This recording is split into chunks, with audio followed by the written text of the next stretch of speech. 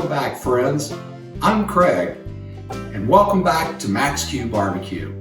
Today, we're going to cook a family brisket. This brisket is a 19.5-pound Sam's Club USDA choice brisket. So let's get this brisket opened up and get started trimming it up for our barbecue. Since this is a family brisket, we're going to trim it a little bit differently than many other YouTubers or other barbecue shops might trim their brisket. Since we're doing it for the family, we don't want to make it pretty and trim a lot of things off of it because we want to get the most yield out of our brisket that we can. And another thing about the way we're going to trim it today is we lived in Kansas City, and one of our favorite things to get was burnt ends. But in Kansas City, burnt ends are literally burnt ends. So unlike a lot of competition briskets or other brisket organizations that trim away a lot of the thin portions, like this little part of the flat, we're going to leave those parts attached because we like to cut those up into cubes because that's the real burnt ends of a brisket. The first thing we do in our family trim brisket is take out the decal fat. And that's this large piece of fat right here on the top of the brisket between the flat and the point. And so we've got it almost cut apart, and we'll just take a few more little slices with the knife and we'll have that decal removed. We have the brisket flipped over so the fat cap is up. And what we want to do is reduce the amount of fat because nobody wants to bite into a big chunk of fat. So we want to go along this fat cap and take off layers of fat, but leave a little bit of fat so that it keeps the meat nice and juicy. But our ideal would be to take it down to about 1/4 inch of fat or less so that we can get the flavor and keep it from drying out, but not make it just big fatty bites. As you can see, we've taken off the thicker parts of the fat along this edge of the brisket and right around the point and a little bit over on this end of the flat. But for the most part, the fat cap is intact, and this will protect the meat as we cook it. Don't worry about that fat because when it gets cooked, all this fat will render down and will drip away into the smoker. Now we're going to flip the brisket over and do our special trim. You see there's a seam of fat between the point, which is this muscle here, and the flat coming up here. Now what we're going to do here is we're going to dissect the two muscles, or between the two muscles, and open this flap up. What this will do is it'll expose more edges or ends of the brisket that will actually become part of our burnt ends that we like to eat so much of. And it'll give us more time and more room for these areas to get more seasoning and rub on them after we open this up.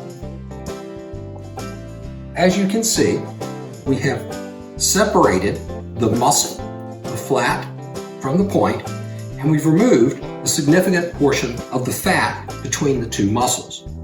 What this does is provide more surface area for us to lay down our wonderful rub to season the meat, and also allows us to expose more of these edges so that when we go to cut off our burnt ends, we'll have more burnt ends to share.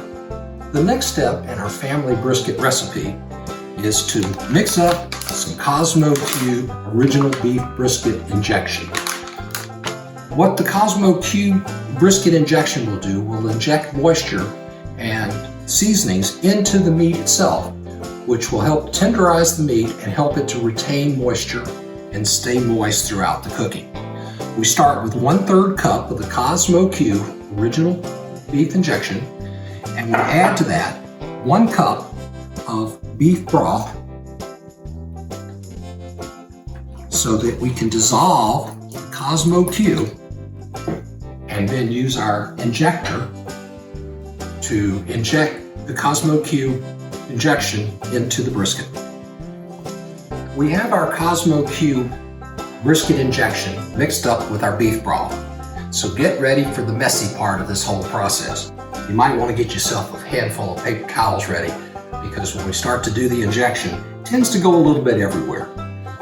So we start by drawing up our injection into our injector. It's a little tight. And then we'll make little small injections along in a grid pattern, slowly just injecting the injection into the brisket. As you can see, we have the brisket completely injected, and we have just a little bit of the injection liquid that's kind of spread out across the surface. And since the top of the brisket is already moist, we're not going to add an additional binder. Now, our family has tried many different rubs and combination of rubs and variations of rubs over the years. But the brisket that the family overwhelmingly likes is pretty much the simplest rub we do. And our family favorite is a rub that is made up of coarse restaurant ground black pepper, coarse kosher salt, and Lowry's seasoned salt. Fairly straightforward, fairly simple. Tried a lot of different rubs, but this is the one that everyone in the family likes. To start our rub, we're going to start with a nice coat of the coarse black pepper. And you want to put it on there pretty thick. It's a big piece of meat, almost 20 pounds of meat. So you need a lot of seasoning to give that meat some flavor. And see how we've opened that up so we can get that seasoning and pepper, salt all the way onto the inside of that brisket. Next, we follow our rub with the coarse salt.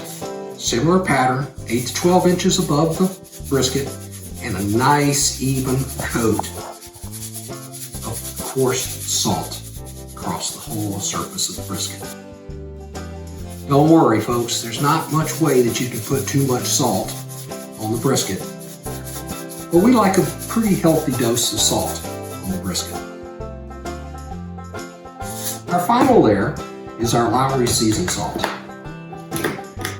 Using the same technique and same approach, we come in and fill in the gaps between the black pepper and the coarse salt with our Lowry seasoned salt.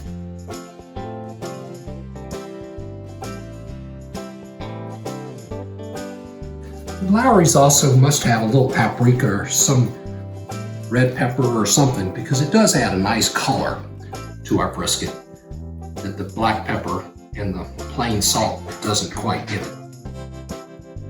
And we're going to flip this brisket over and do the same process on the other side.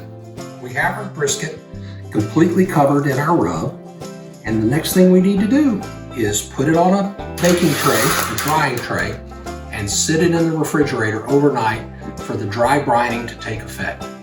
Tomorrow morning, we'll get it out of the refrigerator, fire up the barbecue pit, and throw it on the grill for an all-day smoke. So now we're going to put the brisket in the refrigerator so that it can dry brine overnight and start to season, let the seasoning soak into the meat. See you in the morning.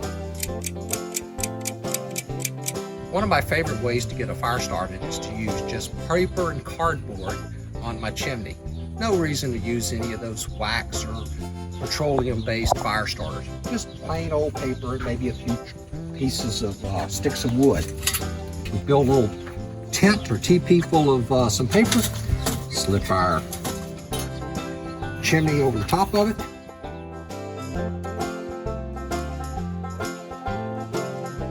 Now that we've got our fire started, we need to do a little bit of maintenance on the pit and clean out a little bit of this grease from our last cook. Come up here and you can see that there's a little bit of grease that has accumulated down here in the bottom of the pit. So the first thing I'm going to do is take this scraper and scrape out that grease.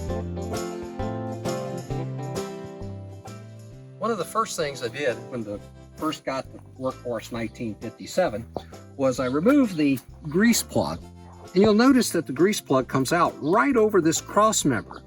And I wanted to put a valve where I could hang a bucket to collect the grease. And I didn't want the grease dripping all over this bar.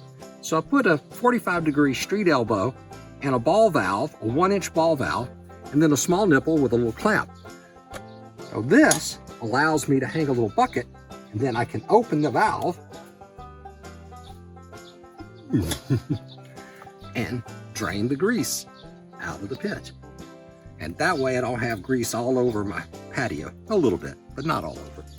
Now that we've got the valve open and the drain open, you can take a look inside and you can see that grease and water that had accumulated in the bottom of the pit is now drained out. And we'll leave that open during our cook so that any new grease that comes in will be allowed to drain out into the bucket. Okay, it's been about 10 minutes, and notice that all of our lump charcoal has been ignited and burning quite well. First thing we're going to do is we're going to close this door a little bit. I'm going to slide this over a little bit so I get a hold of this handle. I'm going to close this because when I release the lump charcoal into the bed, I don't want it falling out on the patio. And there you have it. Now that we have our coal bed started, we're going to start putting our live fire wood onto the fire. Today we're going to be using some red oak that's locally sourced here in Missouri. And to start our wood, we'll start a little split on this side and a little split on this side.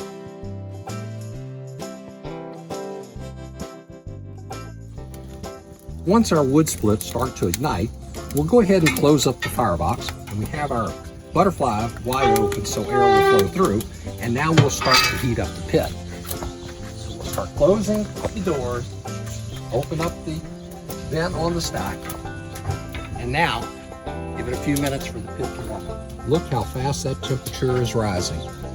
Just 1 minute ago it was under 100 degrees, and now it's rising up towards 250. Now that we have our pit up to temperature and the fire burning at a nice even temperature, it's time to pull the brisket out of the refrigerator and put it on the pit.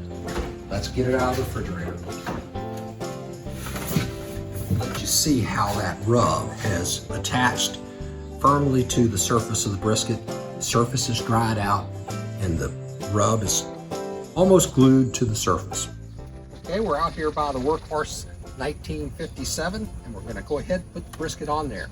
First thing we're going to do is we're going to take the brisket, lift it up off of the drying rack, and I'm going to flip it over as I put it in here because I want it to be fat cap up. So as that fat renders, it'll marinate and juice up the meat. And we have our temperature probes here ready. So we'll go ahead and put one probe here in the flat area. We're going to do another probe here down into the point. We have 3 temperature probes inside the pit.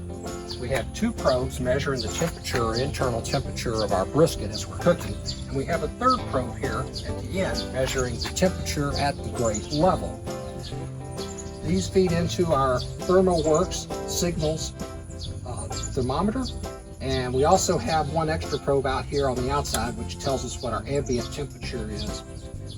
Now, as we go through the cook, I'll be watching this value of the temperature of inside the pit. And if that value starts to drop, that is my cue to get out here and add more wood to the fire. It's been 3 hours since we put the brisket on the pit. The temperature of the pit's been holding between 225 and 275. Just added another split of some hickory on there to keep the fire going. At this point, we want to open the pit, take a look at the brisket, and see how it's doing. And there she is, starting to form a nice crust on there. Very nice. So what we're going to do now is we're going to take our mixture of some apple juice and apple cider vinegar and spritz it down. Make sure it stays nice and moist. The edges are doing really good. You see it starting to pick up that nice red color from the smoke. And the fat, it's still pretty hard. It hadn't started softening up, but it's still only been 3 hours. And now we'll close it back up, and then we'll check back in on it in about another hour and keep spritzing it until we're ready to pull it off and finish it. Well, our brisket's been on the pit all day, and now it's time to check the internal temperature. Looks like the bark is really set very nice. Starting to get nice rendering of the fat. Go in here and check the internal temperature. 170. Go out here on the edges, it's likely to be a little higher. 176. 169. 190. All right. At this point, there's a lot of different things that a lot of different brisket and pit masters will do. A lot of folks will pull the brisket off and wrap their brisket in paper. Some will paint it down with tallow. Others might add butter. Others may put it in aluminum foil. But our family likes a lot of brisket with a lot of juice. So instead of wrapping ours in paper or wrapping it in foil, what we like to do is go ahead and pull the brisket and place it into a cooking tray, as you can see over here, and then we'll finish the brisket in the oven. So we're going to go ahead and pull the brisket off, disconnect it from all of the temperature probes, put it in the tray, wrap the tray in aluminum foil, and then finish it in the oven, bringing it up to 198, just under 200 degrees temperature before shutting off the oven and letting it rest. Now what you'll notice is when you turn the oven off, you'll think, oh, well, the temperature will go down immediately. Except what we find is the temperature of the brisket will continue to rise after you turn the oven off, and it'll actually finish at around 200, 206 degrees. But we'll also do a probe tender test to make sure that it's completely tender. But I can assure you, once it gets to 200 degrees, it's pretty tender. So here we go.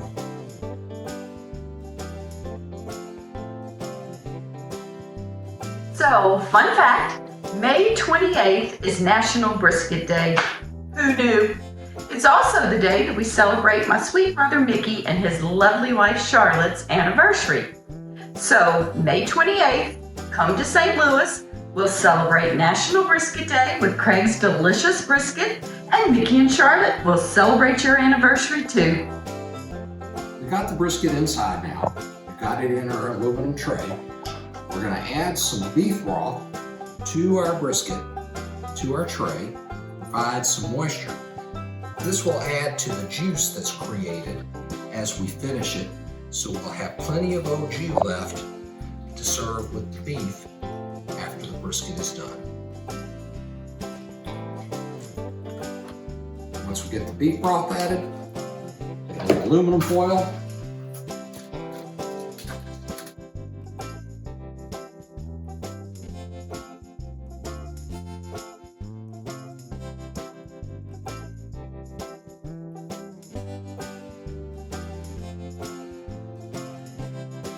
Now we'll just pop it into the oven, 250 degrees.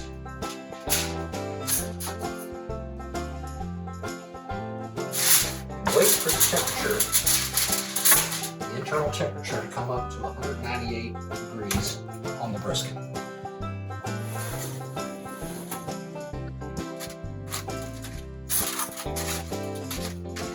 First, remove all the probes, temperature probes to the side.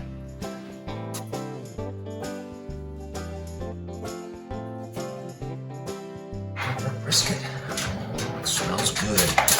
Smells really good.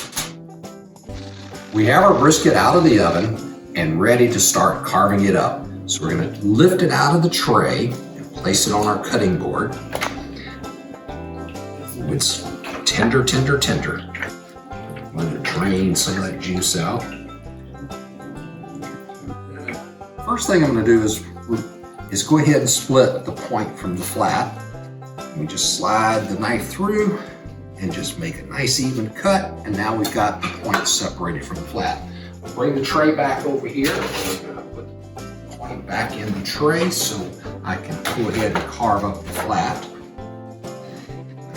This is a little different than a lot of other people do, but again, remember, this is what we call our family style brisket, and so we approach it very differently than what we might do for other cooks, or if we were doing more of a competition cut. One of the first things I want to do is I want to cut off the burn ends, and I come back about an inch from the edge, and I cut off the burn ends, And now I can take the burnt ends and cut them into nice 1x1 cubes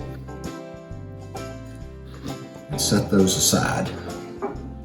Like I said, these are actual burnt ends, not fabricated burnt ends.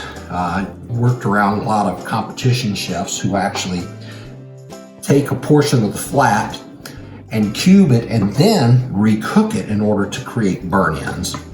But we actually like to just take the burnt ends themselves. And again, you see this edge, which is the burnt end. And I'm going to go ahead and slice that off. This is the last of the burnt edge around this portion of the brisket. This is our brisket flat. And look at these burnt edges here. Look how they just crumbled. That is perfect for a brisket sandwich, those crumblies. And now, once we get this out of the way, we'll go ahead and start slicing our brisket to make our brisket slices. Now notice that the grain of the brisket runs this way. And so we're going to be cutting perpendicular to the grain as we start to make our brisket slices. And we cut away the burnt ends, and then we get perfect little slices. This looks really great when served on a plate. Those beautiful smoke ring. Nice 1/4 inch pencil thick slices. Welcome back. And this is what it's all about. Getting it all prepped and put out for everybody to eat with some of our favorite sides. We have rice pudding or rice dressing, corn pudding, a little salad, and of course Ethan's favorite, our Hawaiian sweet rolls. On our serving tray here, we have some of the sliced flat of the brisket along with some of the burnt ends. Of course, some of them are missing because in the process of putting them out, well, our daughter has already started in on the burnt ends. They're so good. But they are so good. Enjoy. Bon appetit.